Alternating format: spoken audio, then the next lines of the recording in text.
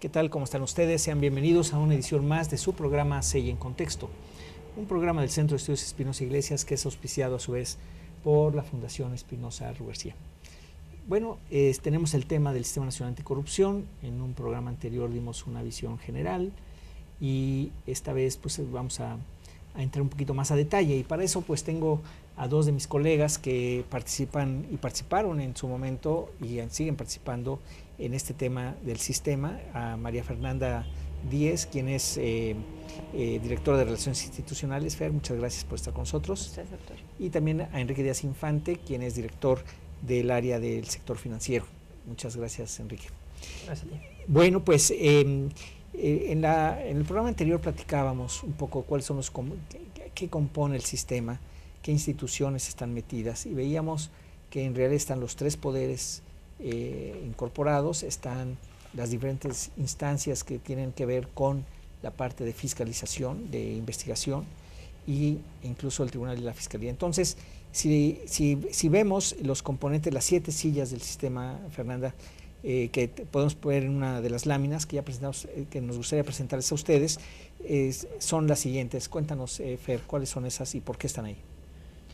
Se procura eso, doctor, que estén absolutamente los tres poderes. Está el Tribunal Federal de Justicia Administrativa, la Secretaría de la Función Pública, que con esto se vuelve a renacer o vuelve a existir. Como sabíamos, había sido decretada que desapareciera a principios de este sexenio. Con esto vuelve a tener ese poder de pedir a los funcionarios sus declaraciones, y no solamente de ellas, como comentaba Enrique en el programa pasado, los órganos internos de control a nivel estatal y a nivel municipal, la Auditoría Superior de la Federación, la Fiscalía Especializada en Anticorrupción, que esta va a nacer una vez que la Procuraduría General de la República pase a ser una fiscalía, y esto va a ser completamente autónomo, lo cual va a ayudar a que se puedan perseguir los delitos y no vaya a ser mandado por alguien más de que si los persigues, siendo mi enemigo, o no los persigues. Y el INAI va a tener una silla también, que es el Instituto Nacional de Acceso a la Información, que al final eso es lo que se requiere, que tengamos una información de todo lo que está pasando. Una silla la va a tener el Consejo de la Judicatura, como usted comentaba, que el presidente del mismo es pues el presidente de la Suprema Corte de Justicia, ahí nomás. Y por último va a haber una silla que no es de ninguna institución gubernamental, sino que va a ser la silla principal, que va a ser de un comité ciudadano. Entonces, esta sería, digamos, quien conforma el sistema. Vemos que son efectivamente los tres poderes, más otras instituciones centrales, y que el objetivo del sistema, o de este sistema, digamos, de la organización del sistema, Enrique, sería la definición de la política nacional anticorrupción. Sí, yo creo que es muy importante que desde una cabeza se logre esta coordinación y esta cooperación para objetivos comunes. Entonces, es fundamental que digamos que desde esa perspectiva, desde arriba, se diga hacia dónde queremos ir. Entonces, se va a estar generando, como decía, bien señalada Fernanda, por la Secretaría Técnica, indicadores de desempeño, haciendo la evaluación, y con esa información desde la coordinación técnica se va a poder decir, el comité coordinador se va a decir, bueno, necesitamos enfocarnos a la cuenta pública, revisarla mejor, a ver ASF qué está pasando con el ejercicio de la cuenta pública, oye, a ver qué está pasando con el seguimiento de esas denuncias. Necesitamos hacer algunos ajustes de política para ayudar a que efectivamente se bajen los niveles de impunidad, a que el ejercicio del gasto haya menos discrecionalidad. En fin, van a poder ver desde una perspectiva de altura qué es lo que está pasando y cuáles son los cambios que se requieren hacer. Y en este sentido es de destacarse la participación que van a tener los ciudadanos. Al final del día somos los contribuyentes y somos los que nos sentimos agraviados en muchos sentidos de que los recursos con los que contribuimos no se utilicen para los fines que están establecidos. Entonces, el estar participando ahí y moviendo, ayudando a que el sistema se mueva hacia donde está establecido como las metas institucionales y de la sociedad, es muy deseable. Ahora, un segundo pilar, ese es un primer gran pilar del sistema, pero tenemos uno segundo que sería como, decía yo en el programa anterior, como el software, es decir, qué es lo que va a funcionar, qué es lo que le da cohesión. Una cosa son las instituciones, otra cosa son o sea, cuáles son las responsabilidades de la gente, cómo se investiga, etcétera. Ahí tenemos la Ley General de Responsabilidades Administrativas, lo que fue la Ley 3 de 3. Fernanda, ¿cuáles son sus características? ¿Por qué es importante? Por muchas razones, doctor. Primero, hace que todas las declaraciones de cualquier funcionario público sean las mismas, que estén en una plataforma general, que tengan que estar las que son a nivel gobierno federal, estatal, municipal y de los 3 poderes.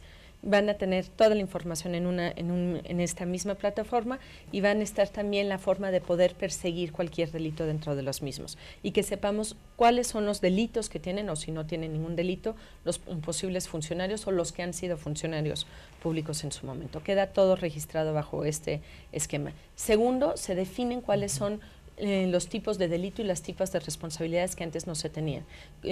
Antes la corrupción solamente se mencionaba en el Código Penal y como corrupción de menores. Con esto hay más de 10 tipos declarados de corrupción, cuáles son esos tipos y qué es lo que se va a pasar. Y tercero, no solamente es contra los funcionarios públicos, sino también se ve estas redes de complicidad o estas redes de corrupción que va no solamente contra el funcionario que firma el último acta o el que sale en la fotografía o el que da el dinero, sino también toda la red de complicidades que hay dentro del sistema o dentro de una secretaría o dentro de un gobierno estatal y del otro lado su contraparte que puede ser una empresa, un empresario o ciertos elementos que forman una empresa. Aquí tenemos una diferencia importante de lo tradicional y es que ya no solamente son documentos la cosa que va a probar algo, sino puede haber otro tipo de evidencia. Es decir, por ejemplo, oye, tú tienes una casototota, pues ¿de dónde salió? ¿No? Antes eso era imposible. Ese régimen de responsabilidad, digamos, y esa manera de probar también está cambiando y me parece que eso es uno de los temas que tú ya comentabas, Enrique, que a veces porque se caen por temas procesales, si no está la hojita rosa, decías en el programa anterior, pues simplemente ya pues, no hay caso y por lo tanto se cae la demanda, por decir. Mientras que cuando hay otro tipo de maneras de probar, pues es mucho más, digamos, mucho más cercano a lo que realmente está sucediendo y eso ayuda a que se pueda combatir la corrupción con efectividad.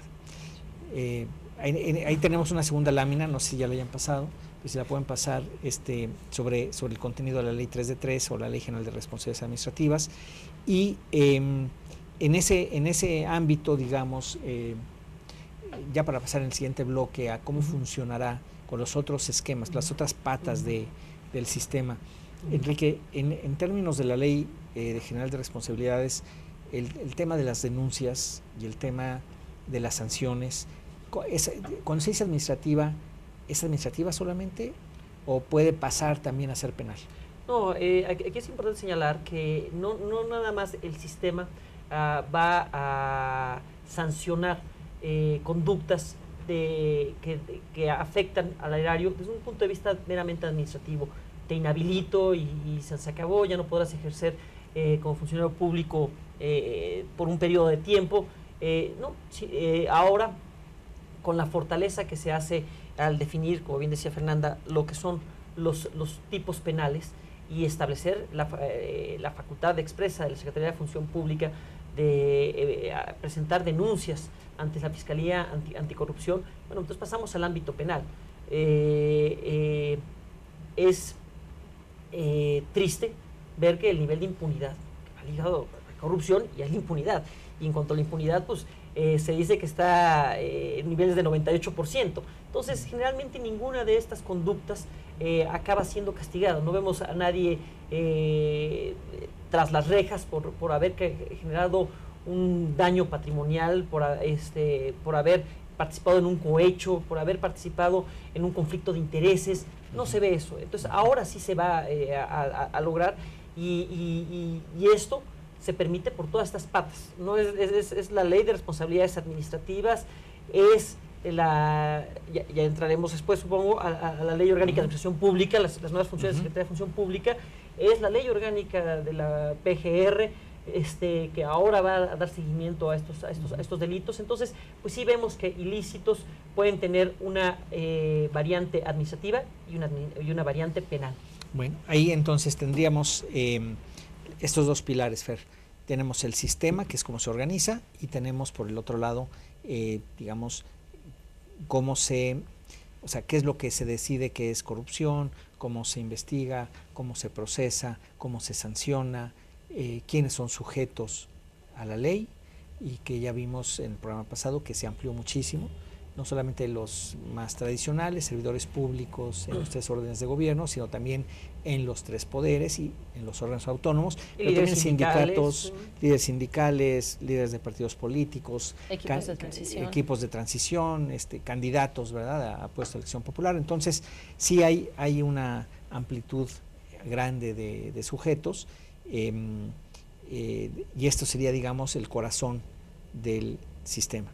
Vamos a tener que irnos a un corte, pero regresamos para hablar ya en concreto de cómo estaría funcionando de acuerdo con quien lo va a ejecutar. Y ahí pues les voy a pedir que platiquemos sobre la Ley Orgánica de la Administración Pública Federal y sobre los otros cambios a las otras 5 piezas de legislación que se tuvieron que aprobar. Regresamos, estamos con ustedes en CIE en Contexto, volvemos.